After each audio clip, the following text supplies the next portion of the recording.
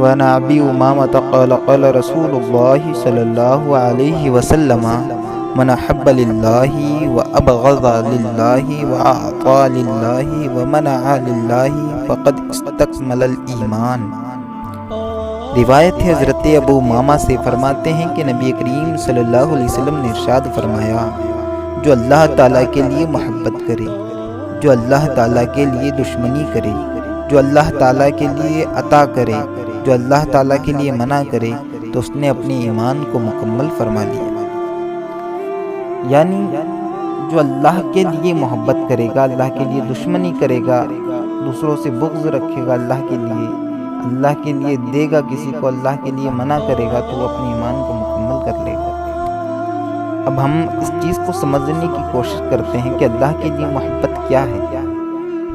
اللہ کے لیے محبت یہ ہوتی ہے کہ ہم جب کسی مسلمان کو دیکھتے ہیں جس سے ہمارا کوئی رشتہ نہیں ہے، جس سے ہمارا کوئی تعلق نہیں ہے، جس کو ہم نے آج تک کبھی دیکھا ہی نہیں، صرف ہمیں یہ پتہ چلا کہ یہ مسلمان ہے، ہم نے اس سے سلام کیا، السلام علیکم، یعنی آپ پر سلامتی ہو، ہم نے ڈائریکٹ اس کے سلامتی کی دعا کر دی۔ یہ دعا کرنا ہی اللہ کے لیے ہے،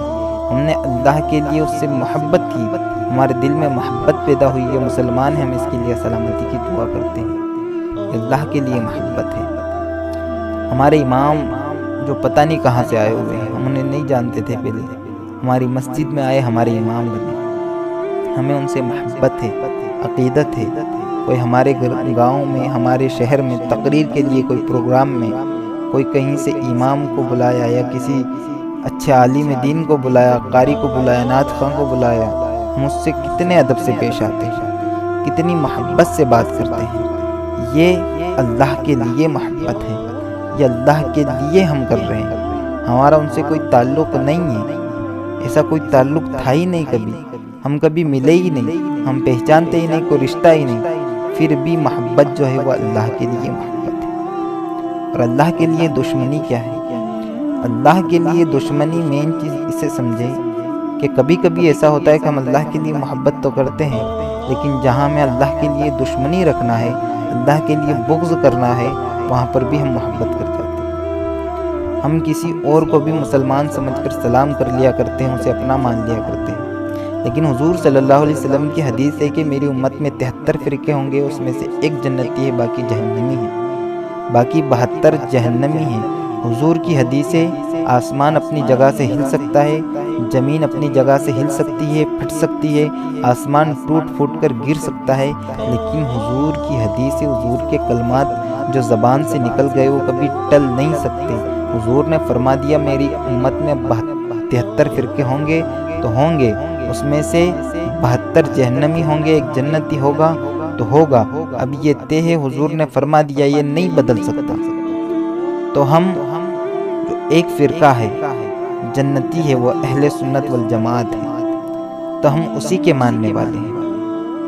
ہم اسی اہل سنت والجماعت کے ماننے والے ہیں، انہی سے محبت کرے گا اللہ کے لیے۔ اس کے علاوہ جو 72 فرقے ہیں وہ جہنمی ہے، ان سے بغض رکھے، یہ اللہ کے لیے بغض ہے، اللہ کے لیے دشمن۔ یہ صاف صاف لفظوں میں، کوئی اونچے پجامے والا، سرکار کی توہین کرنے والا، سرکار کی گستاخی کرنے والا، اپنے آپ کو مسلمان بتانے والا، گلی گلی گھومنے والا،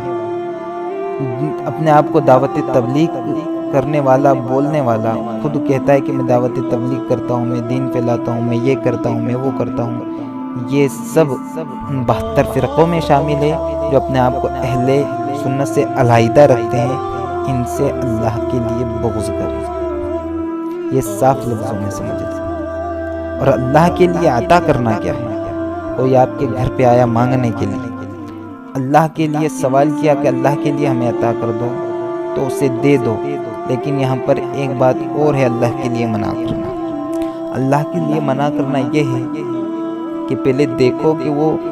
دینے کے لائق ہے کہ نہیں۔ وہ دینے کے لائق جب ہوگا کہ وہ کمانے کے لائق نہیں ہوگا،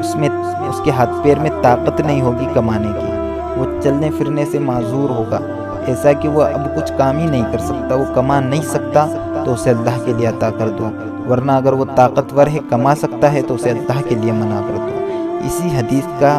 جو میں نے ابھی پڑھی تھی، اس کا مفہوم پورا یہی ہے کہ اللہ کے لیے کہاں عطا کرنا ہے، کہاں منع کرنا ہے، کہاں محبت رکھنی ہے اور کہاں پر بغض رکھنا ہے۔ اللہ تعالیٰ حضور صلی اللہ علیہ وسلم کے احادیث پر ہمیں عمل کرنے کی توفیق عطا فرمائے۔ آمین ثم آمین۔